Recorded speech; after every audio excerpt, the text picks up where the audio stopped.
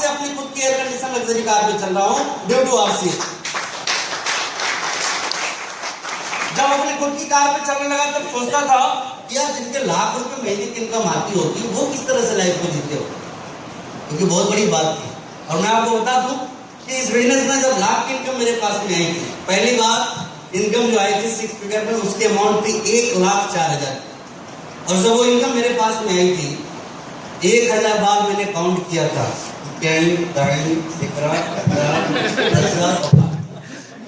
भरोसा ही नहीं हो रहा था।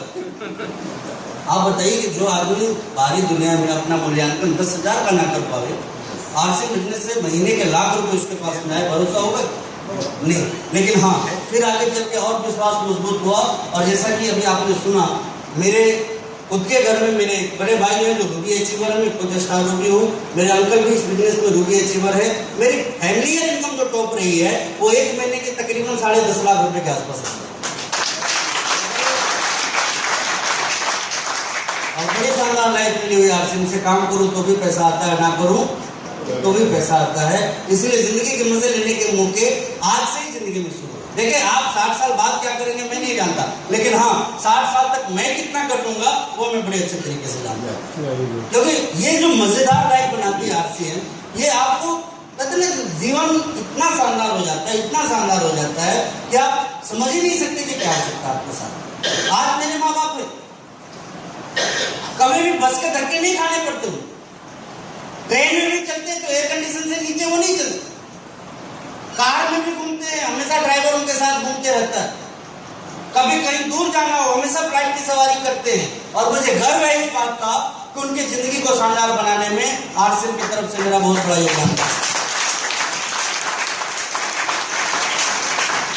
आप में से भी बहुत सारे लोग हैं जो ये बोलते हुए आपने सुना होगा, जब आप आरसीएम समझाने जाते हैं लोग आप बोलते हैं कि हमें आरसीएम की जरूरत नहीं। ये किस तरह के लोग होते हैं मालूम है? ये वही लोग हैं जिनके घर के सामने से यदि बिजली का खंभा निकल जाए तो टोका लगाते हैं, टाइम नहीं लगाते और बोलेंगे आरसीएम की जरूरत नहीं है। शाम को यही लोग जब सब्जी खरीदने जाएंगे तो सब्जी वाले को धमकाएंगे कि धनिया मिर्च नहीं दिया तो कल से तेरे यहाँ लेना बंद कर दूंगा। गरीब आदमी को धमकाते हैं किस लिए कि थोड़ा धनिया पत्ता ज्यादा दे देवे, थोड़ी हरी मिर्च ज्यादा डाल देवे, और आरसीएम करने के लिए बोलिए तो क्या बोलेंगे? जरूरत नहीं। ये वही लोग हैं जिनको यदि ट्रेन में सवारी करनी हो और गलती से 7-8 साल का बच्चा इनके घर में हो, हस्बैंड वाइफ मिलके 1 महीने पहले से बच्चे को ट्रेनिंग देते हैं कि देख अब तक तू 8 साल का था, आज के बाद 5 साल का है। बच्चा भी बोलता है कि ऐसा क्यों पापा, कल तक तो मैं 8 साल का था, अभी तो मैंने केक काटा है, लेकिन 5 साल का कैसे हो गया? आधा नहीं, पूरा ही माफ होता है। और वो रेलवे में टिकट बचाने के लिए बच्चों को ट्रेनिंग देते हैं कि अब तो 8 साल का नहीं 5 साल का। बच्चा भी कंफ्यूज और धमकाते हैं कि काले कोट वाले के सामने बोल दिया कि 8 साल का, फिर तेरी ऐसी की और बोलिए आरसीएम करने के लिए क्या बोलेंगे? जरूरत नहीं। आप में से भी यदि ऐसे कुछ लोग हो यहाँ पे, मैं आपको खुल के बोल लेता हूँ, मेरे दोस्त, मेरे भाई, बहुत सारी बहनें बैठी है यहाँ पे, आपको लगता है कि आरसीएम आपके लिए नहीं है, मैं आपके साथ हूँ, लेकिन हाँ आपको कुछ घटनाएं मैं याद करवाना चाहूंगा कि जब किसी व्यक्ति के यहाँ कोई बच्चे का जन्म होता है, एक पिता के यहाँ एक पुत्र या पुत्री का जन्म होता है, जाके उसकी खुशी कभी देखने की कोशिश कीजिए। मैं दावे के साथ कर सकता हूं उस दिन धरती का सबसे खुशी इंसान कोई होगा तो वो माँ बाप होंगे जिनके घर में किसी लड़के या लड़की का जन्म होता है। वो खुश क्यों होते हैं आपको पता है? लड़का हो या लड़की हुआ, वो खुश क्यों होते हैं? क्या सिर्फ बच्चा हुआ इसलिए वो खुश हो जाते हैं? नहीं, उनकी उम्मीदें जाग जाती है। एक ऐसी उम्मीद कि वो खुद नहीं खाते, बच्चों को खिलाते। मैंने देखा है बहुत सारे माँ बाप को, मैंने कहा था ना कि हाँ हमारे यहाँ लोग अपने लिए कम दूसरों के लिए ज्यादा जीते। कई ऐसे माँ बाप को मैंने देखा है जो पैसे कमाते हैं कई बार इनकी इच्छा मिठाई खाने की होती है, मिठाई की दुकान में जाते हैं और शुरुआत कहां से करेंगे? जिधर काजू की बर्फी रखी है ना, उस काउंटर से शुरुआत करेंगे और देखते देखते देखते देखते दाम देखते पूछते, दाम देखते पूछते आके खड़े हो जाएंगे कहां? जहां कचौड़ी और समोसे लगे। उसके बाद भी 3 बार अपने आप से पूछेंगे खाऊं या ना खाऊं। 2 बार नहीं खाते, एक बार बेचारे किसी तरह 2 के बजाय 1 खा के आ गए। यही व्यक्ति अपने जब घर जाते हैं, उनका छोटा बच्चा या पोता दौड़ता है उनके तरफ आता है, बोलता है कि पिताजी या दादाजी मुझे काजू खाना है। वही व्यक्ति तो अपने लिए नहीं खरीद पा रहे थे समोसे भी, उस बच्चे को लेके दुकान में जाते हैं और दुकानदार को बोलते हैं कि तेरे पास जो सबसे अच्छी काजू है लेके मेरे बच्चे को खिला। मैं समझ नहीं पाता कि जिस इंसान के अंदर अपने लिए समोसे खरीदने की ताकत नहीं होती है, वो अपने बच्चों और पोतों के लिए काजू खरीदने की ताकत कहां से ले आता है। एक ही चीज है, इन्वेस्टमेंट। क्या है? ये काजू इन्वेस्टमेंट है कि आज मैं नहीं खा के मेरे बच्चे को खिला रहा हूं, तो एक झूठा इन्वेस्टमेंट है कि मेरा बच्चा नहीं खा के हमको खिलाएगा। आई एम राइट और रॉन्ग? मैं सही बोल रहा हूं या गलत बोल रहा हूं? लेकिन पड़ोस के शर्मा जी के बेटे ने उनके साथ क्या किया? शर्मा जी बड़े पढ़ाए लिखाए अपने बच्चे को, हमेशा एक ही उम्मीद, कोई भी माँ बाप बच्चे को पढ़ाते हैं तो क्या होता है कि फेल हो जाए? क्या उम्मीद रहती है? टॉप आवे, और टॉप आएगा बच्चा तो क्या करेगा? कहाँ करेगा? अमेरिका में, इंग्लैंड में, ऑस्ट्रेलिया में। हम जहाँ रहते हैं, मेरी कॉलोनी का नाम है मजिस्ट्रेट कॉलोनी, और वहाँ लगभग सारे के सारे IAS IPS रहते हैं। और मजे की बात देखिए कि जितने भी रिटायर्ड IAS IPS हैं, उनके घर में हस्बैंड वाइफ कुत्ता, उसके अलावा कोई भी नहीं। बच्चे कहाँ हैं? कोई ऑस्ट्रेलिया में है, कोई इंग्लैंड में है, कोई कहीं है, कोई कहीं। खूब पढ़ाया लिखाया, बड़ा आदमी बनाया, कहाँ भेज दिया? ऑस्ट्रेलिया। अब काजू आपको कौन खिलाएगा?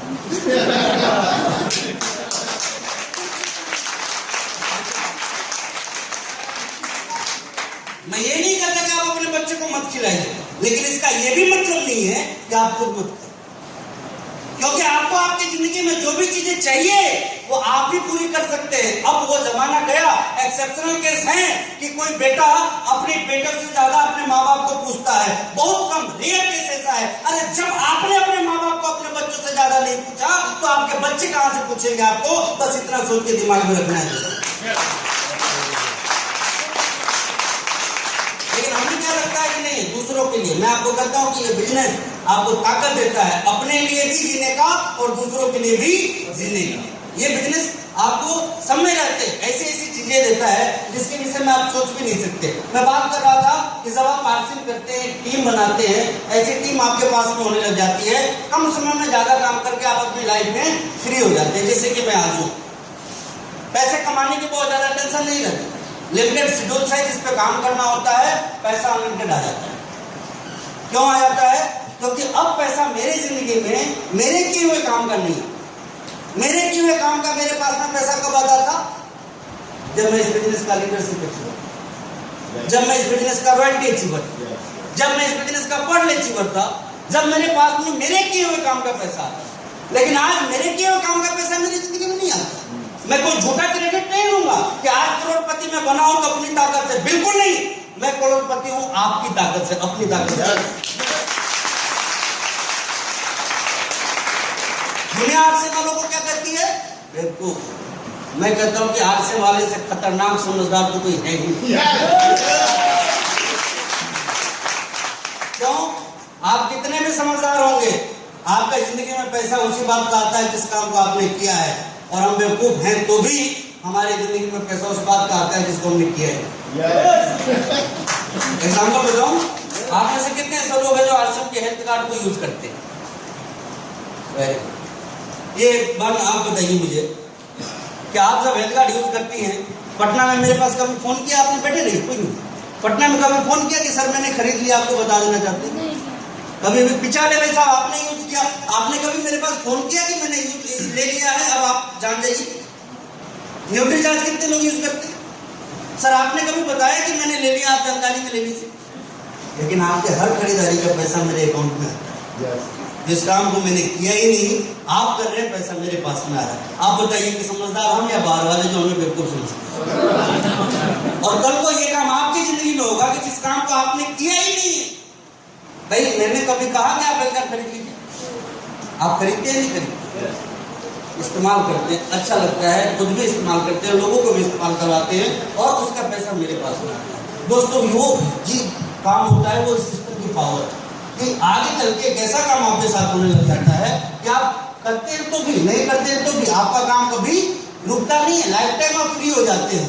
आपने एक ऐसी मशीन को स्टार्ट कर दिया है जो किसी डीजल पेट्रोल से नहीं चलती, अपने आप चलती है और वो कभी बंद होने वाली नहीं है। और यही चीज आपको आरसी बिजनेस में मिलती है कि आप काम से तो फ्री हो जाते हैं, लेकिन काम आपके लिए हमेशा होता रहता है।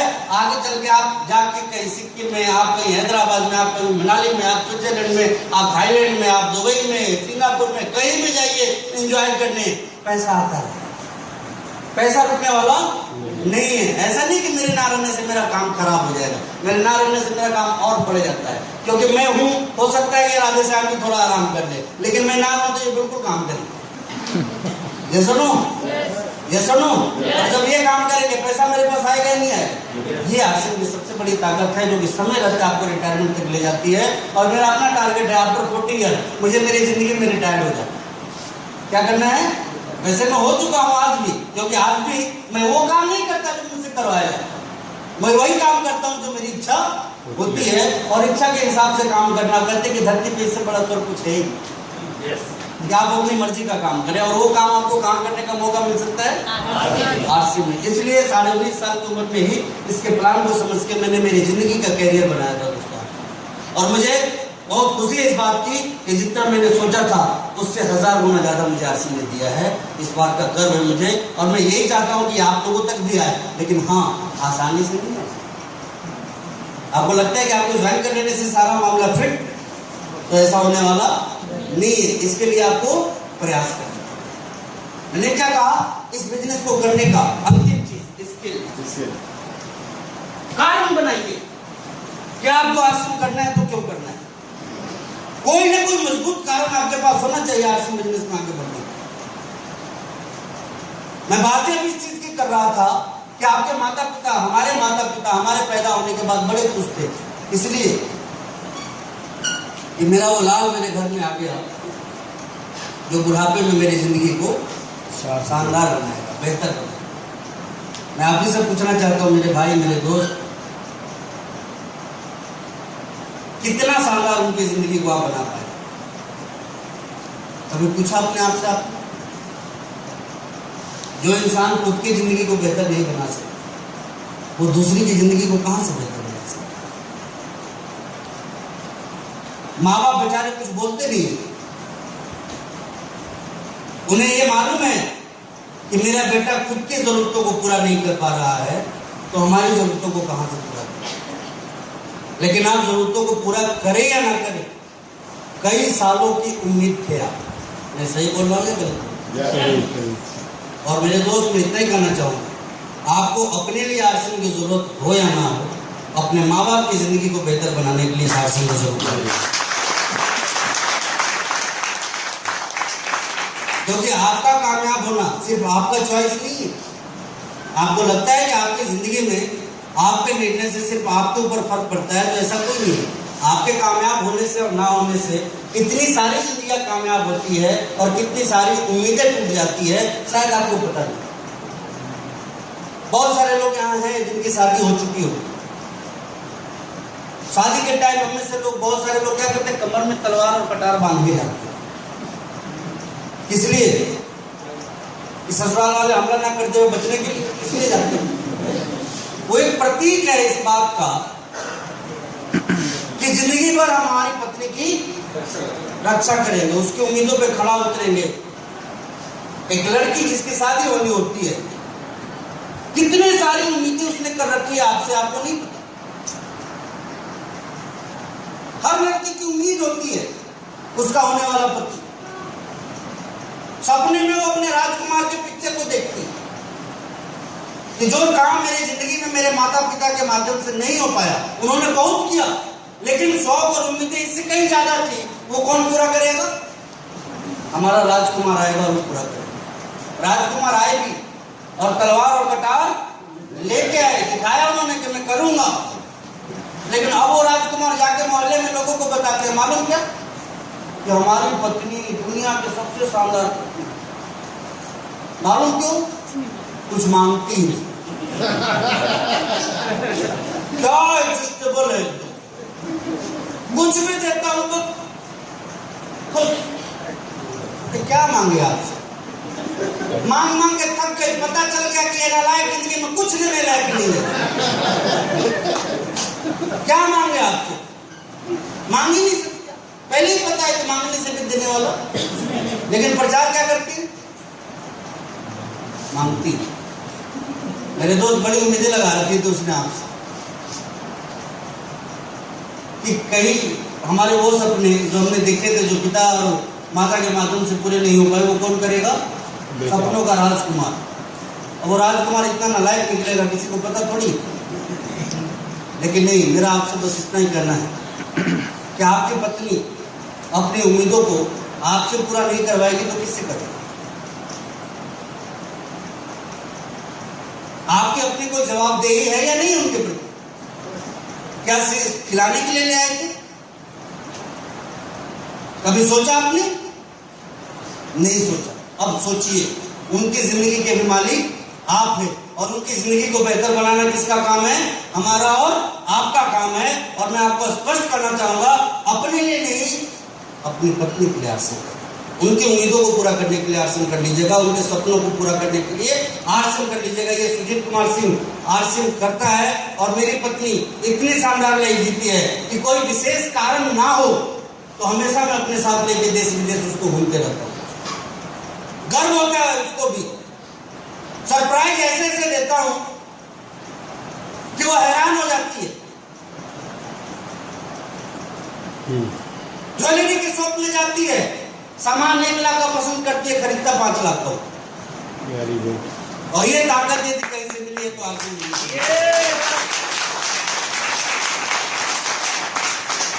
चाहते हैं कि आपकी जिंदगी में भी आपके पास में हो, तो वो आपको यहीं पे मिल सकता है, दूसरे किसी और जगह पे नहीं मिल सकता। तीसरी और आखिरी चीज, बहुत सारे लोगों को आज आपने देखा होगा, छोटे छोटे बच्चे हर किसी के घर में होंगे। और पहले के जमाने में जब हम लोग गांव में रहते थे, जब की बात कुछ और होती थी, जब घूमने फिरने का मौका हम लोगों को तभी मिलता था जब आसपास में कोई मेले लगा करते थे। आज के डेट में ट्रेंड डेवलप हो गया है कि शाम को फ्री होके बच्चों को लेके, बीवी को लेके गोलगप्पे खाने निकल जाते हैं। शहरों में तो ट्रेंड डेवलप हो गया है। अब क्या, आपने बड़ा हैरान कर देने वाला चीज देखा होगा कि कई बार आप बड़े खुशी खुशी, आप, आपके बच्चे, आपकी पत्नी, सारे लोग मिलकर खुश हो गए, जाते कहाँ हैं? गोलगप्पे खाने। सस्ता होता है नहीं, गोलगप्पे खाने निकलते, जाते सब खुश खुश हो गए। आते टाइम में आपके बेटे का मानसून यूं रहता है, मुखड़ा जो है ना लटका हुआ रहता है, मुंह उसका गोलगप्पा जीता होता। मालूम है क्यों? जा रहे थे गोलगप्पे खाने, नालायक ने बीच में कुछ मांग लिया। जैसे नो, जिसके लिए आप तैयार नहीं थे। अब पिताजी समझा रहे हैं कि तेरे काम की नहीं है, वो बोला कि मेरी काम की। अरे भाई, खिलौना उसके लिए नहीं तो क्या आपके लिए बना है? लेकिन क्या समझा रहे हैं? तेरे काम की नहीं है। अब बच्चा मानने को तैयार नहीं होता है ना, तो हम गुर्राने लगते हैं उसको। इंसान के बजाय क्या बन जाते हैं? इशारों भाग करते। चल धर्म बताता हूं। बोलते ऐसे कि सिर्फ वही सुने, दुकानदार भी ना सुने। मेरे भाई, असली मामला क्या है? वो उसके काम का नहीं है, आपके औकात का नहीं है। ईमानदारी से जितना आप उसको हम दिखाते हैं, उसका आधा भी अपने अंदर झांकने में लगा देंगे, मुझे लगता है कि आप जिंदगी में कामयाब हो। yes. लेकिन हम कारणों को ढूंढिए। इस बिजनेस में कामयाब यदि होना है, बड़ा कामयाबी आपको चाहिए, तो आप मजबूत कारणों को ढूंढिए और वो मजबूत कारण आपको आपकी जिंदगी में बड़ी कामयाबी तक आपको पहुंचा सकते हैं। इस बिजनेस में यदि कामयाब होना है तो सबसे पहला काम आप